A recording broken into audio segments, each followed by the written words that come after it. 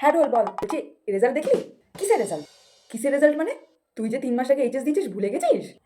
ও আমি তো এইচএস দিয়েছিলাম ভুলেই গেছি। এইচএস এর রেজাল্ট আজকে বেরোবে? আমি তো পাশ করবো না রে বোন। আচ্ছা, তুই পাশ করেছিস? পাশ করছি, টাইনা টুইনা। তুই পাশ করেছিস? আমার রেজাল্ট একটু চেক করে বলে দিবি আমি পাশ করেছি কিনা।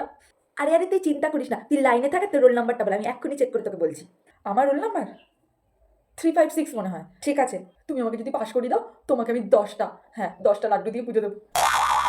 হ্যাঁ ঢোল বল। তুই যে বললি তুই পাশ করবি না, তোর পরীক্ষা খারাপ হয়েছে, আমাকে এত ঢপ দিলি। তুই তো অনেক ভালো রেজাল্ট করেছিস, তুই তো ফার্স্ট ডিভিশনে পাশ করেছিস রে। আরে আমি তো জানতাম আমি ফার্স্ট ডিভিশনে পাশ করবো। শোন, যারা পড়াশোনায় খুব ভালো হয় না তারা হয়তো শো অফ করে না। ঠিক আছে শোন, এখন কলেজে উঠে গেছি, আর তুই তোর সাথে আমি বেশি মিশবো না। তুই পড়াশোনা করিস না, টেনে টুনে পাশ করিস। আমি এখন যারা ফার্স্ট গার্ল তাদের সাথে মিশবো।